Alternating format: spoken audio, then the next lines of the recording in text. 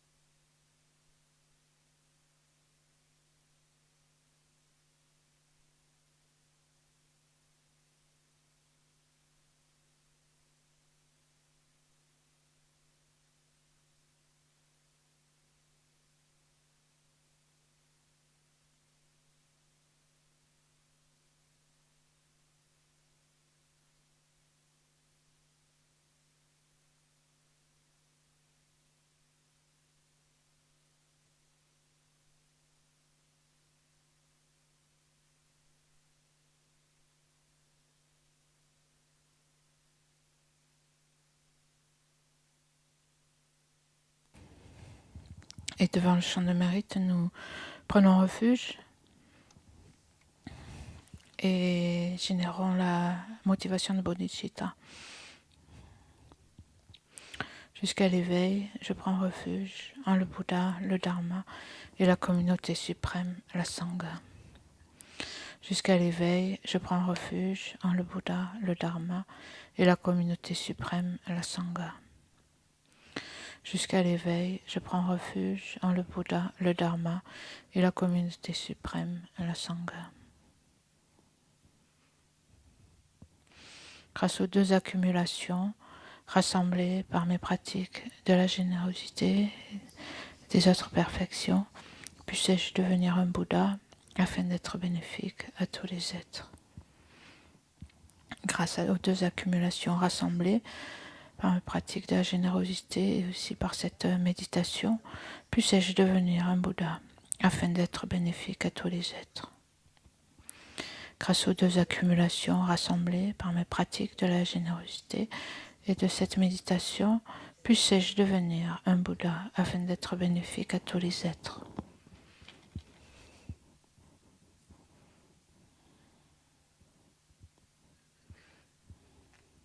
Dans la motivation de bodhicitta, donc qui pense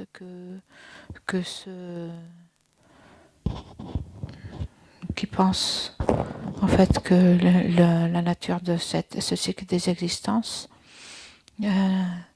est de la souffrance, c'est-à-dire que partout où l'on est, partout où que l'on soit, avec qui que l'on soit, on n'est pas au-delà de la souffrance, on n'est pas libéré de l'insatisfaction, de l'incertitude, etc. Et que tous les êtres sont dans la même situation.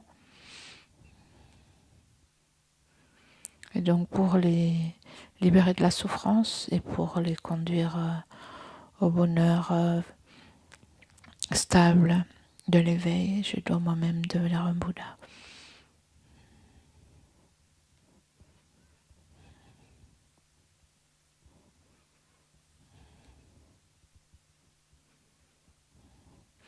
Et donc c'est pour cela que je m'engage dans cette méditation. Et donc pour que notre activité vertueuse devienne une cause de l'éveil, c'est-à-dire pour que notre activité vertueuse ne soit pas une cause pour renaître dans le cycle des existences. Donc c'est important de s'opposer à l'ignorance. C'est-à-dire il ne faudrait pas qu'elle ait l'ignorance, la saisie d'existence véritable comme motivation. Et donc c'est important en même temps que la méthode qui est l'altruisme, qui désire le bienfait de tous les êtres, qui désire en fait devenir un Bouddha pour le bien de tous les êtres. C'est important aussi de garder le sens de la vacuité, de l'interdépendance et de la vacuité de notre activité, c'est-à-dire la personne qui médite, la méditation, l'objet de la méditation, les différentes réflexions que l'on mène,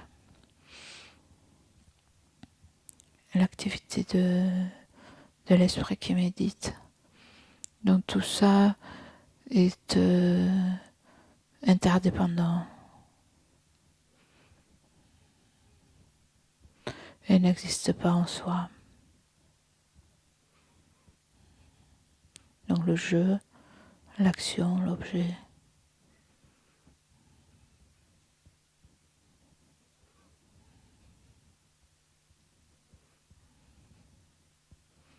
Donc n'existe pas véritablement comme un rêve ou comme un mirage ou comme une illusion.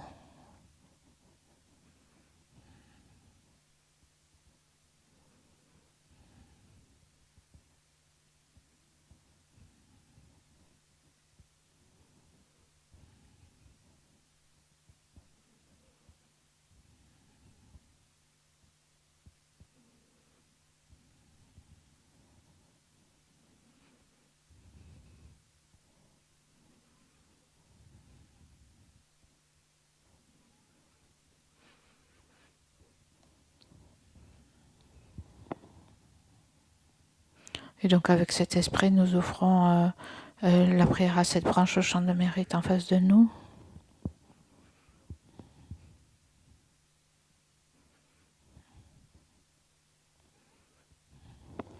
Avec respect, je me prosterne par le corps, la parole et l'esprit.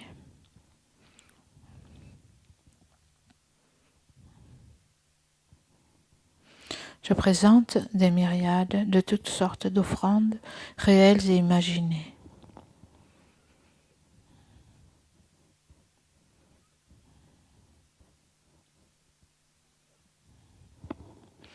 Je confesse toutes les actions négatives accumulées depuis des temps sans commencement.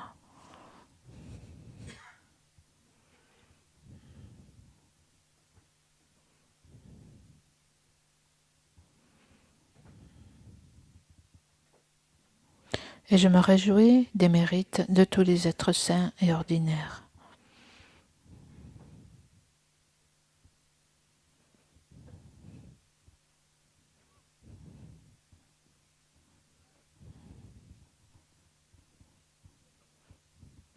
Ô maîtres et Bouddhas, demeurez, je vous prie, jusqu'à la fin du samsara et tournez la roue du dharma pour les êtres.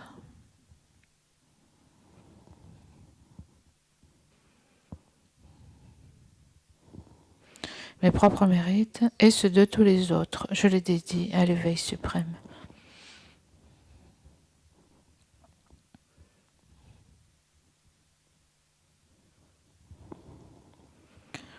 Cette terre, ointe d'encens, jonchée de fleurs, ornée du mont Méru, des 4 continents, du soleil et de la lune, je la visualise comme un champ de Bouddha et je l'offre.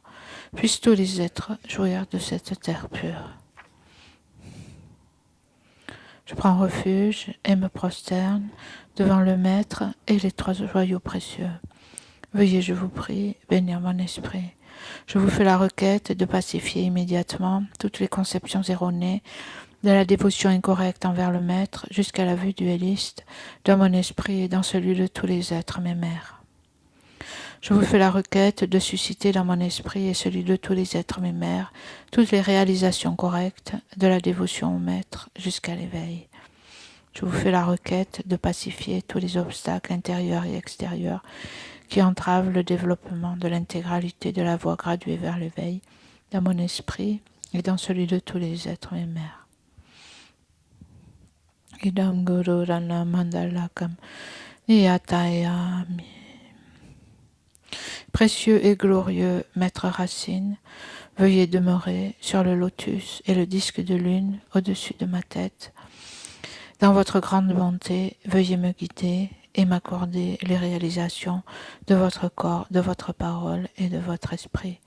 Veuillez me guider et m'accorder les réalisations de votre corps, de votre parole et de votre esprit.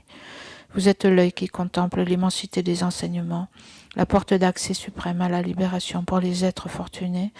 À l'aide de vos moyens habiles, vous nous pacifiez avec amour. Ô Maître spirituel qui nous éclairez, je vous invoque. Puissais-je à aucun moment ne laisser surgir en moi la moindre vue fausse envers les actions du Maître glorieux. Puissais-je considérer toutes ces actions comme pures et avec cette dévotion recevoir les bénédictions du Maître dans mon cœur.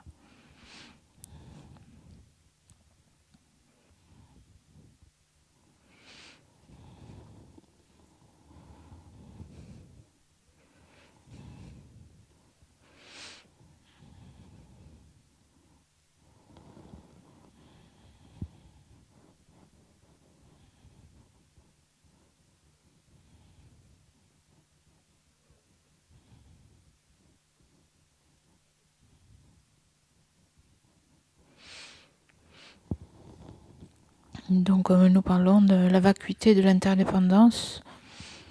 Donc je pensais pendant cette méditation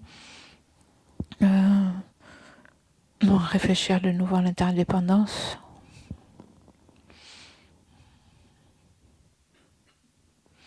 Particulièrement donc aux 3 niveaux quand on parle, on l'a vu ça de façon répétée. Quand on parle de l'interdépendance, on parle de 3 différents niveaux d'interdépendance. Donc,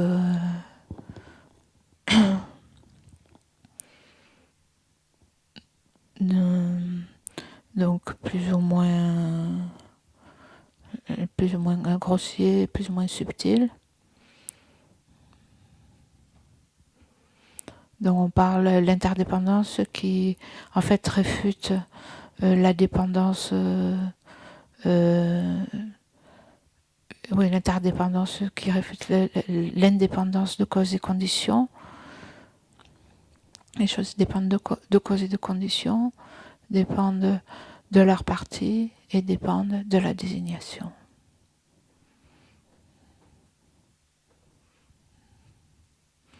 Et donc je vous propose d'examiner cela par rapport au jeu, par exemple. Le jeu, la personne, on peut prendre.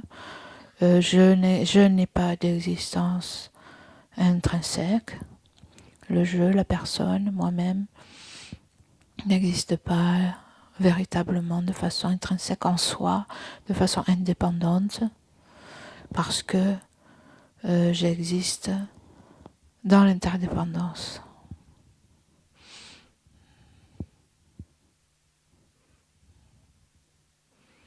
Donc j'existe dans la dépendance, en dépendant.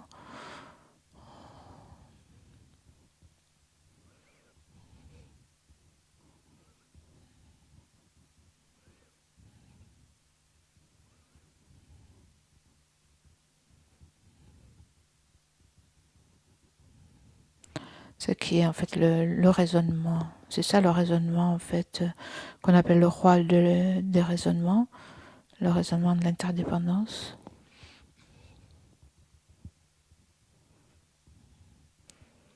Donc il n'y a pas d'existence dépendante en soi. On pourrait dire ultime, inhérente, intrinsèque, parce que tout existe dans la dépendance.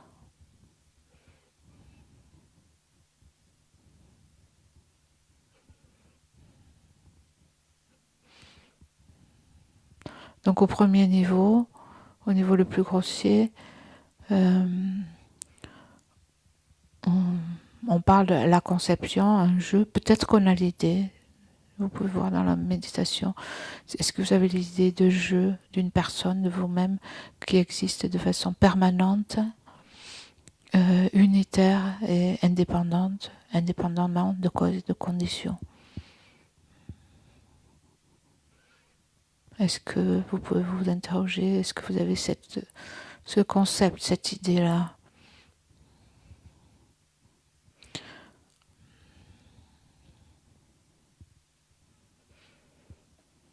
De vous-même comme étant, vous pouvez vous demander qui suis-je, hein? Vous avez un nom, donc est-ce que je suis, est-ce que ma propre personne, c'est quelque chose de permanent qui ne change pas, unitaire, c'est-à-dire qui est une et qui serait donc indépendante de causes et de conditions. En fait, on dit un tel concept, une telle idée, c'est pas quelque chose d'inné, c'est quelque chose que l'on apprend de certaines philosophies ou religions qui ont qui nous donnent cette idée en fait, quelque chose que l'on apprend.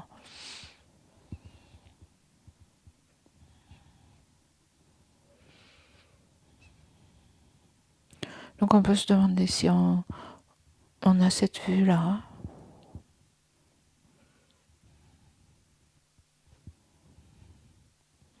de soi-même, par exemple, comme existant, n'étant pas affecté par des causes et des conditions. Est-ce qu'on a cette vue? Et ensuite, regarder comment, en fait, vous êtes le fruit de causes et de conditions. Et voyez si cette analyse s'oppose à la vue.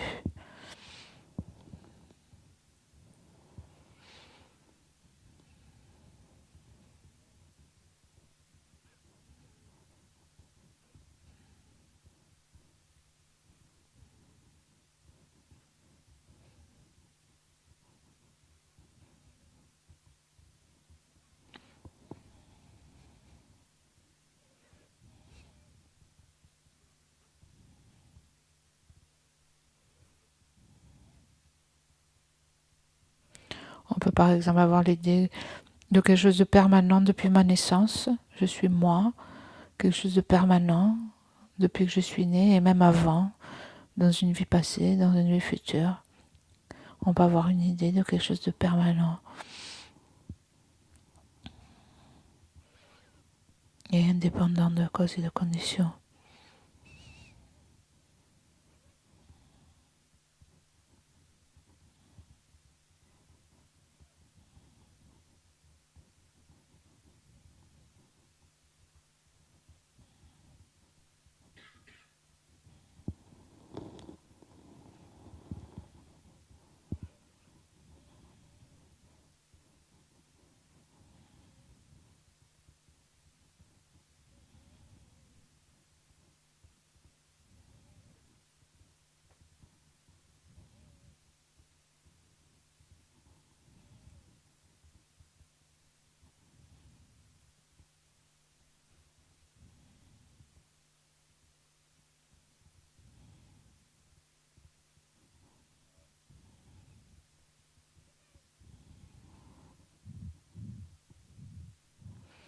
Et donc quelque chose de permanent ne dépend pas de causes et de conditions, n'est pas affecté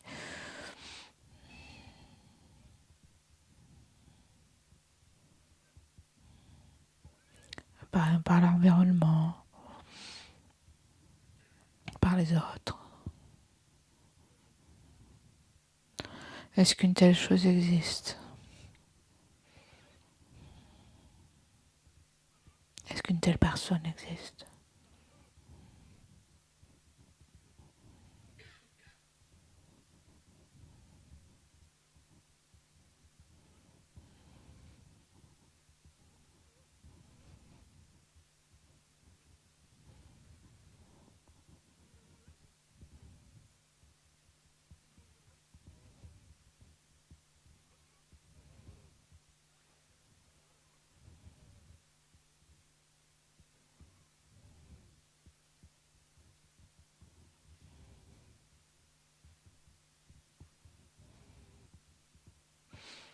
Vous pouvez avoir une idée de toutes ces causes et ces conditions qui ont fait, qui ont agi sur vous, qui agissent et qui ont agi dans cette vie.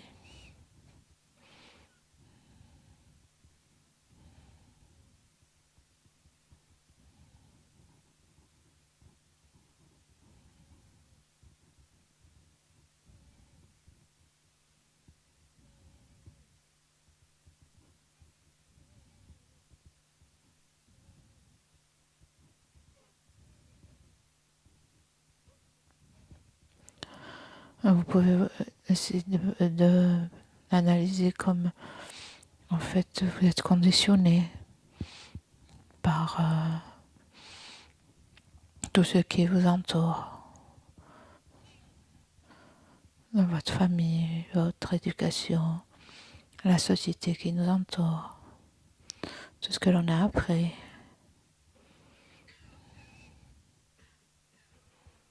Aussi nos tendances karmiques.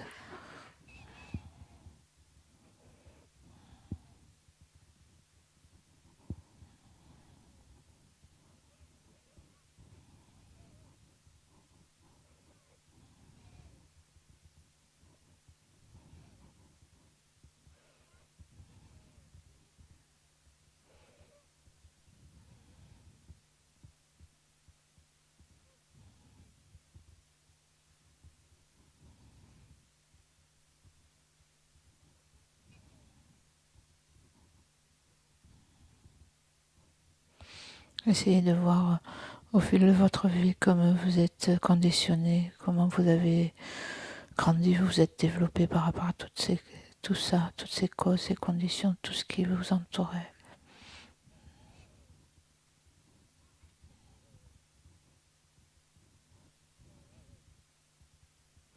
À commencer par vos parents.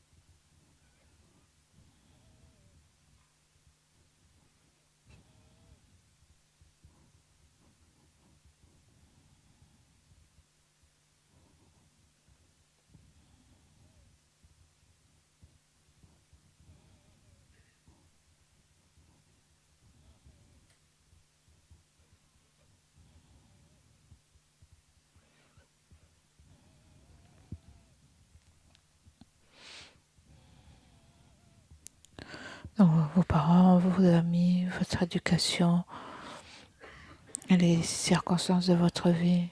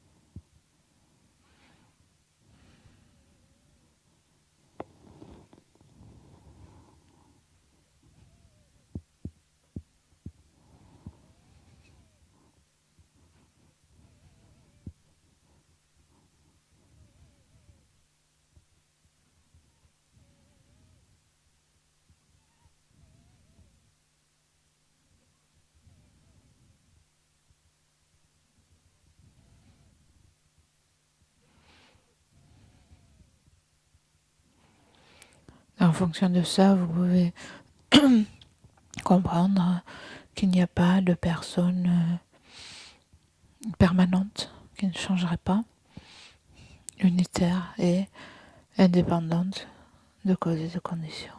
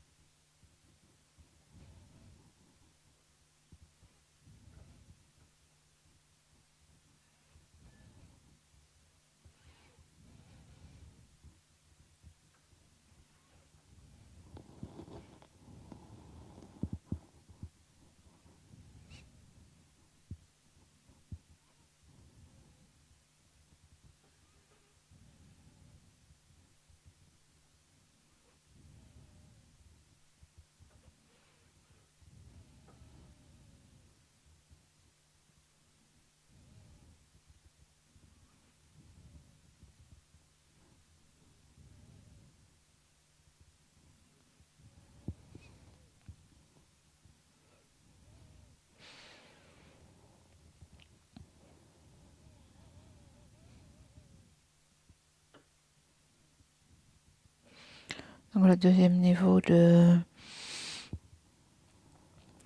d'indépendance, ce qui est réfuté en fait, c'est l'indépendance d'une personne qui existerait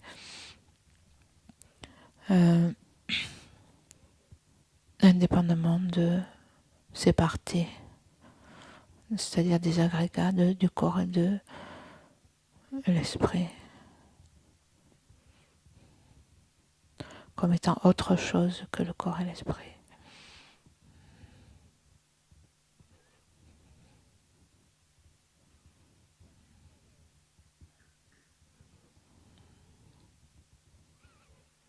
Comme étant une entité différente.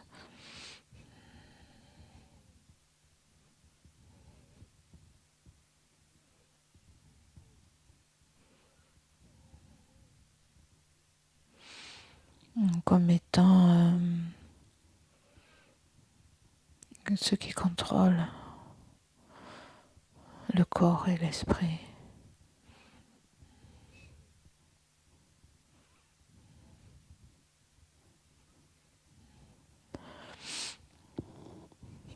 Donc vous pouvez voir si vous avez cette conception d'une telle personne.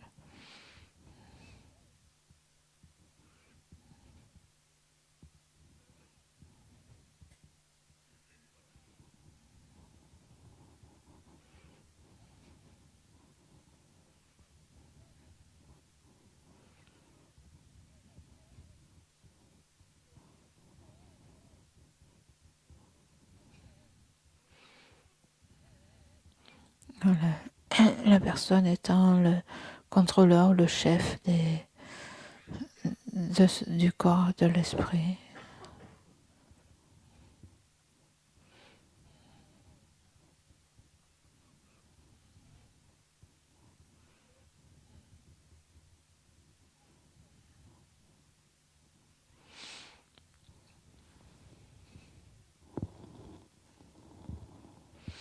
Et donc je vous propose de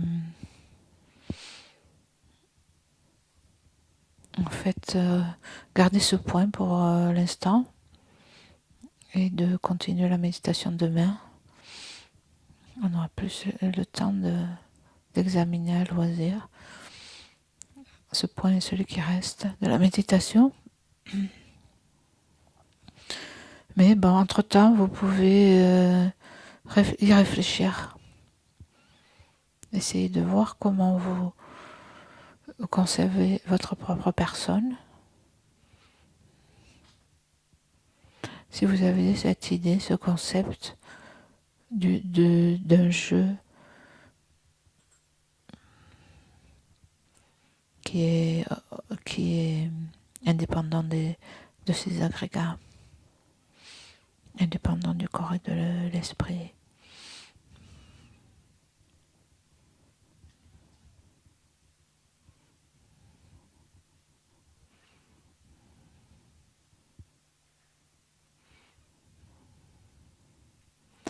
Et donc, avant de dédier les mérites et l'énergie positive de cette méditation, nous pouvons nous réjouir. Donc, comme disait Geshe-la ce matin, même ne serait-ce que le fait de nous intéresser à la vacuité, d'avoir l'intention de venir, d'écouter les enseignements, d'écouter, essayer de comprendre, réfléchir. Donc même si nous ne comprenons pas trop, nous ne sommes pas sûrs de comprendre,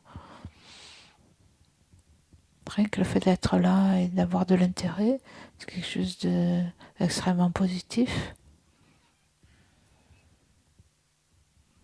C'est quelque chose de très rare de pouvoir s'adonner à une telle activité. Ça, on peut le voir en voyant ce que les êtres humains font en général et aussi ce que nous faisons en général. Donc c'est bien d'apprécier et de nous réjouir.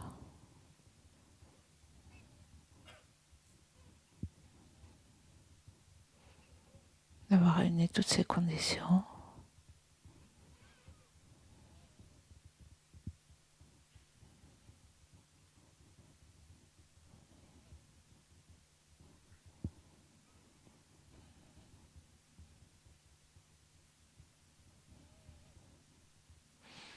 Et dont nous dédions les mérites,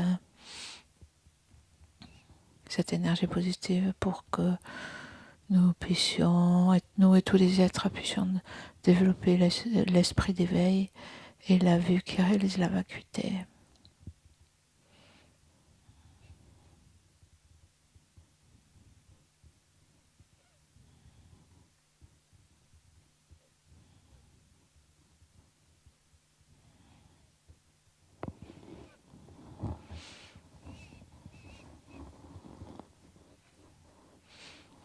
Et je vous propose de bénir et offrir la nourriture.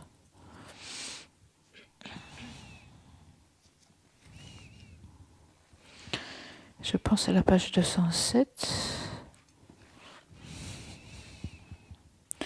Donc nous transformons toute la nourriture qui nous attend, je suppose, à côté, se transforme en nectar, océan de nectar que nous offrons à tous les Bouddhas, les Bodhisattvas.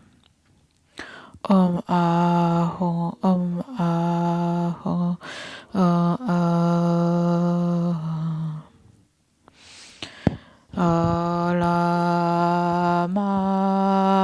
Sangye Lama Chöde Shen Lama Gendente Kungishe Polama Te Lama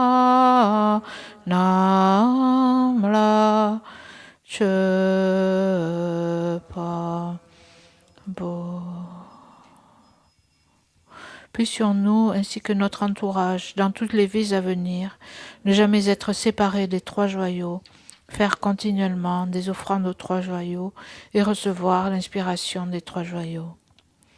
Au Maître suprême, le Bouddha précieux, au refuge suprême, le Dharma précieux, au Guide suprême, la Sangha précieuse, aux trois joyaux, objets de refuge, je fais offrande.